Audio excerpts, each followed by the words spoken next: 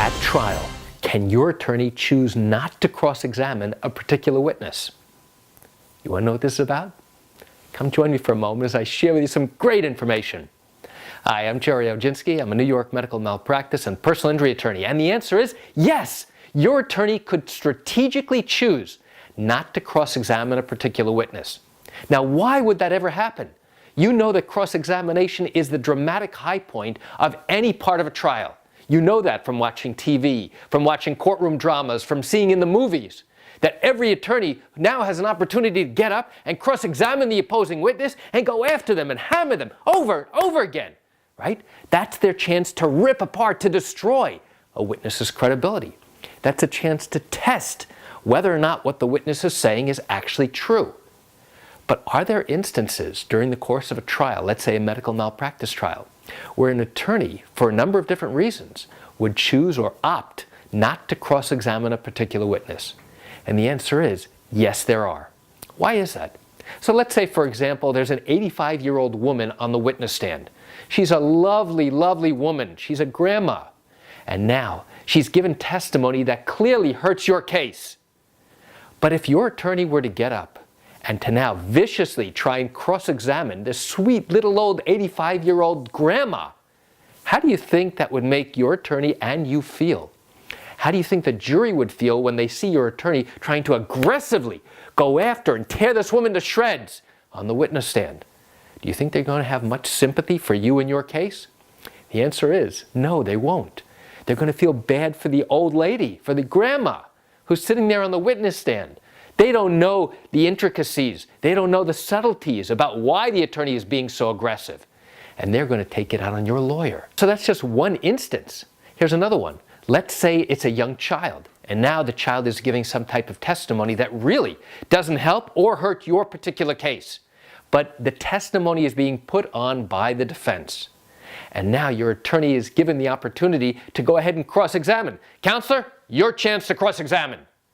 And instead, your lawyer gets up and says, no questions, Your Honor.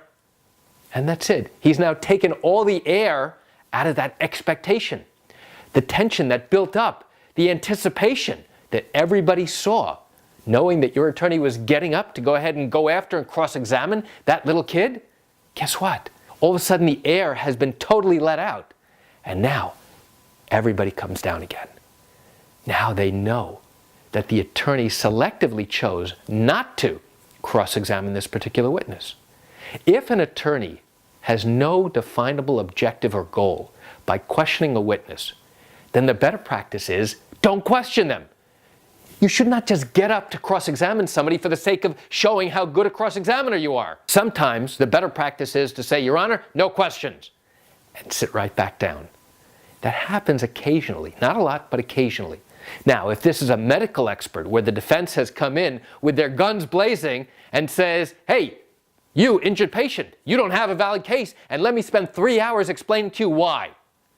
Now we have an obligation to rebut those allegations. We have an obligation to tear apart piece by piece the defense's argument. We have to do that in order to show the jury that what they are claiming is not exactly true. And only then will the jury recognize that this doctor's credibility may not be as good as he claims it to be. And in addition, we might want one of their witnesses, their opposing witnesses, to bolster one of our experts' credibility. And we do that in a number of ways, one of which is, hey, Dr. Jones, isn't it true that you know my expert, Dr. Gold? Yes, I do. Isn't it true that you know him because he's a nationally recognized authority on this subject? Yes, he is. You're aware that he's written this textbook, isn't that true? Yes. And that textbook is used to teach residents throughout the country, isn't that true? Yes. And in fact, you have a copy of Dr. Gold's book in your office, isn't that true? Yes. So now I'm bolstering my expert's credibility with the defense's medical expert. And in that instance, we have to cross-examine, but you should know something really important. Cross-examination does not automatically mean angry, aggressive, pounding cross-examination. That is a key strategy for a dramatic cross-examination. But sometimes we have to use a different strategy. We have to use a different tactic. So now If we cannot get the expert to agree with certain things, now maybe we can get him to agree and bolster some of the claims that we are making that he has no choice but to admit are accurate and correct. So why do I share this quick information with you? I share it with you just to give you an insight and an understanding into what goes on in these trials here in the state of New York. You know, I understand and I recognize that you're watching this video because you have questions or concerns about your own matter. Well, if your matter did happen here in New York, and you're thinking about bringing a lawsuit, but haven't done so yet because you still have questions that need to be answered, what I invite you to do is pick up the phone and call me. I can answer your legal questions. You know, this is something I do every single day, and I'd love to chat with you. You can reach me at 516-487-8207 or by email, Gerry, Gerry, at oginski-law.com. That's it for today's video. I'm Gerry Oginski. Have a wonderful day.